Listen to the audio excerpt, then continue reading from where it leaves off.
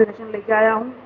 इस बार state bank of India ने 5000 पोस्टों के लिए क्लर्क की पोस्ट के लिए वैकेंसी निकाली है, जिसको जूनियर एसोसिएट या कस्टमर सपोर्ट सेल्स भी कहते हैं।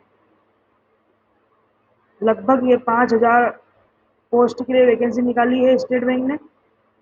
कोरोना काल में सबसे ज़्यादा वैकेंसी इस बार निकाली गई है स्टेट बैंक के द्वारा। तो चूंकि आप अभी घर पे होंगे तो आपके पास तैयारी करने का भी प्रॉपर समय होगा। अब हम देखते हैं इसकी ऑनलाइन रजिस्ट्रेशन डेट कब से कब तक है और पेमेंट कब से कब तक आपको करना है। उसकी डेट है 27 अप्रैल 2021 से 17 मई 2021 तक आपको ऑनलाइन रजिस्ट्रेशन भरना है। इसके बाद अगर आप नहीं भर पाए तो उसका रजिस्ट्रेशन नहीं हो पाएगा।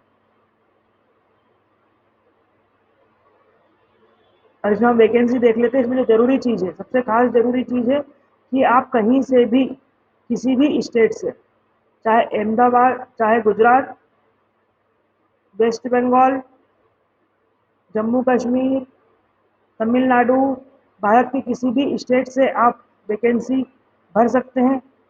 परंतु इसके लिए जो सबसे ज़रूरी चीज़ है वो ये है कि आपको वहाँ की लैंग्वेज आना कंपलसरी है। अगर आप अहमदाबाद के लिए भर रहे हैं तो आपको गुजराती आना ज़रूरी है। बेंगलोर के लिए भर रहे हैं तो आपको कन्नड़ आना ज़रूरी है। मध्य प्रदेश, छत्तीसगढ़ या भोपाल के लिए भर रहे हैं तो आपको हिंदी आना ज़रूरी है। ऐसा नहीं है कि आपके एग्ज़ाम में या 10वीं की मार्कशीट या 12वीं की मार्कशीट में गुजराती, हिंदी या कन्नड़ सब्जेक्ट होना ज़रूरी है। परंतु जब आप बैंक को ज्वाइन करेंगे तो उसके पहले आपका लैंग्वेज का एक टेस्ट होगा। उस समय आपको ये लैंग्वेज आना ज़रूरी है। ठीक। तो जो इसमें एक जो इम्पोर्टेंट बात है वो यही है कि आपको इसमें लैंग्वेज कंपलसरी है, लोकल लैंग्वेज जिस भी स्टेट के लिए भरेंगे आप। ठीक है। ठीक। यहाँ अलग अलग वैकेंसी दी है। डिस्क्रिप्शन बॉक्स में आपको पीडीएफ दिया हुआ है, उसमें आपको डिटेल में आप वैकेंसी देख सकते हैं कि आपको कौन से स्टेट के लिए भरना है।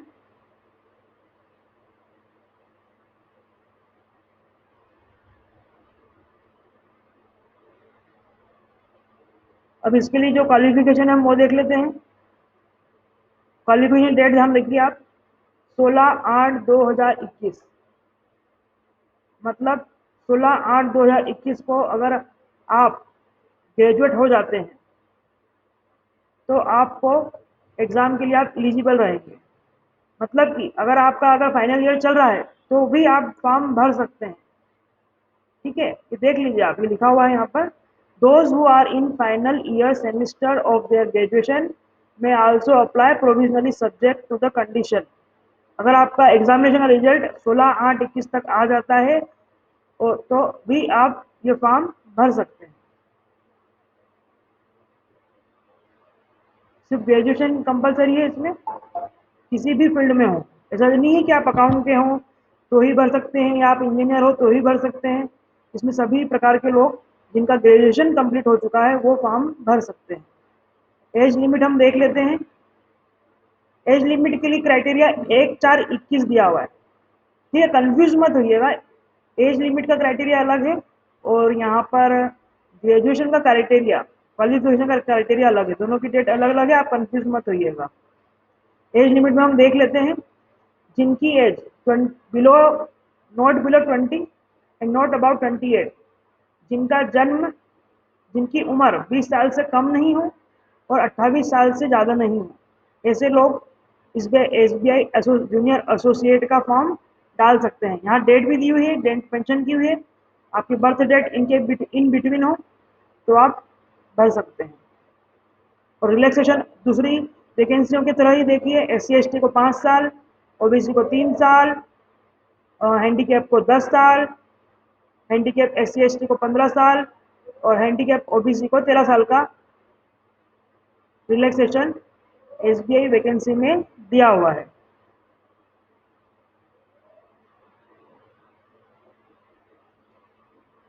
और भी इसमें जो चीज़ें दी हैं हैंडीकैप के लिए, जो नियम और शर्तें दी हैं वो दी है, आप पढ़ के देख सकते हैं। अब हम इसमें जो आपका जो मेन पोर्शन है सिलेक्शन प्रोसीजर, आखिर सिलेक्शन प्रोसीजर क्या है आपका, बैंक में सिलेक्शन का वो देख लेते हैं। इसमें आपकी 3 प्रकार की एग्ज़ाम है। अब आप बोलोगे नहीं हर बैंक में तो 2 प्रकार की एग्ज़ाम होती है, इसमें 3 प्रकार की क्यों हो रही है?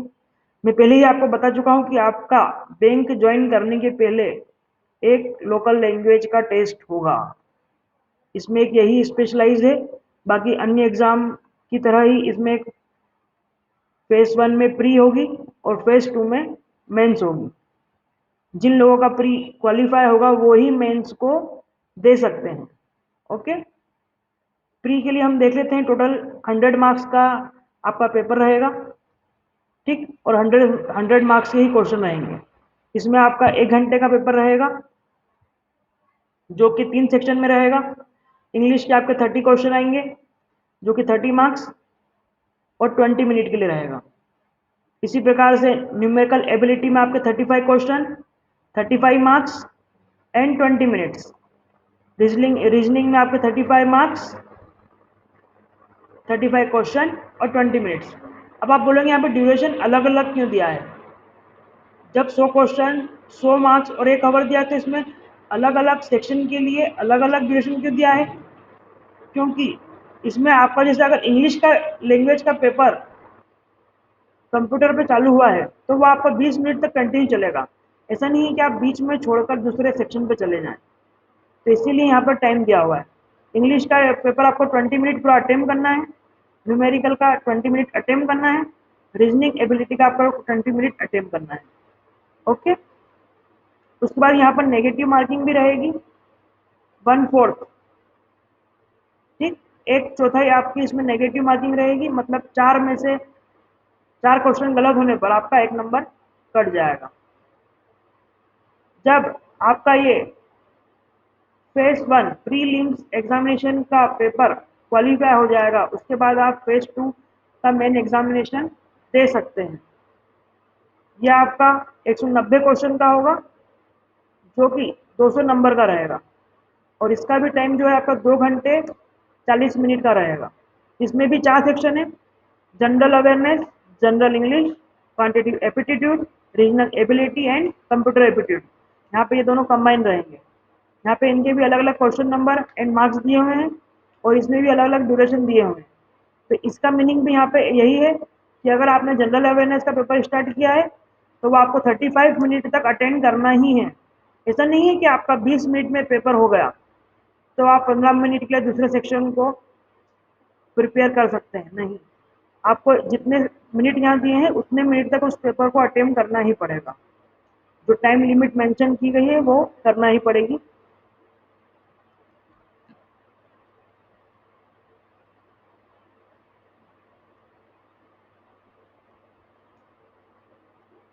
ठीक, नाउ यहाँ पे एक बात ये नोट कर लीजिए, इन्होंने ब्रैकेट में लिखी हुई है, जब भी आप फॉर्म भर रहे हैं जिस फॉर्म के अंदर जो आप फोटो लगाएंगे उसकी 8 कॉपी आप सेम फोटोग्राफ की हमेशा रखें।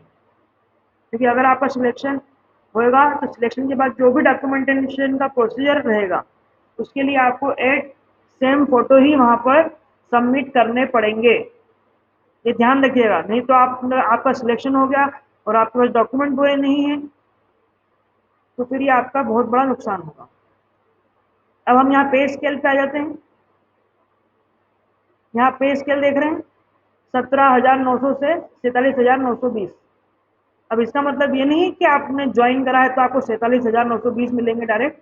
आपका जो बेसिक पे स्केल रहेगा 17,900 और साथ में डबल 2 एडवांस इंक्रीमेंट 19,900 आपका बेसिक रहेगा जो कि लगभग आपका अलाउंस अदर अलाउंस मिला के 19,000 रुपये तक 29,000 रुपये तक जाता है। ये अलग अलग लोकेशन के हिसाब से भी होता है, मुंबई, इंदौर, भोपाल, कहाँ कैसे है, बट फिर भी मैं कह सकता हूँ 25,000 तक तो ये आपका नॉर्मली इन हैंड आपको सैलरी मिलेगी ही। नेक्स्ट हम आते हैं प्रोबेशन पीरियड पे। इसमें जो आपका 6 मंथ का प्रोबेशन पीरियड रहेगा,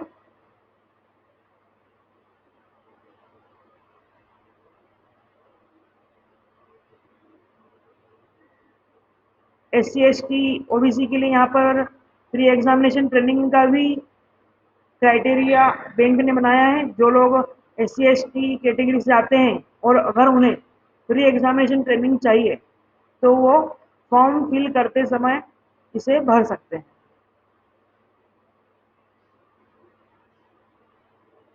अब हम कॉल लेटर की बात करते हैं। जो प्री एग्ज़ाम का कॉल लेटर है वो आपको 1 जून तक बैंक की वेबसाइट पर दिखेगा और इसकी एग्ज़ाम जून में ही टेंटिवली है। अगर सभी प्रकार की स्थिति ठीक रहती है, कोरोना नहीं बढ़ता है, तो आपकी एग्ज़ाम जून में ही होगी। अभी से आप तैयारी चालू कर दीजिए। मेन एग्जामिनेशन, इसका एडमिट कार्ड आपका जुलाई में है। 19 जुलाई 2021 को आप बैंक की वेबसाइट पर विजिट कर सकते हैं और इसकी एग्ज़ाम 31 जुलाई 2021 को रखी गई है। ठीक है, नेक्स्ट हम फ़ी देख लेते हैं, फ़ी कितनी है।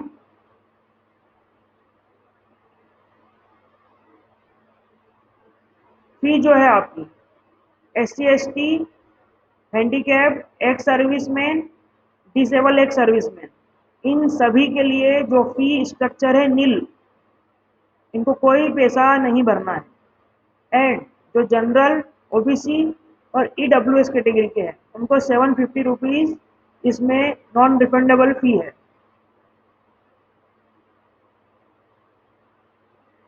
ये बैंक की वेबसाइट को मैं हाईलाइट कर रहा हूँ। इस साइट पर जाकर आप ऑनलाइन फॉर्म फिल कर सकते हैं।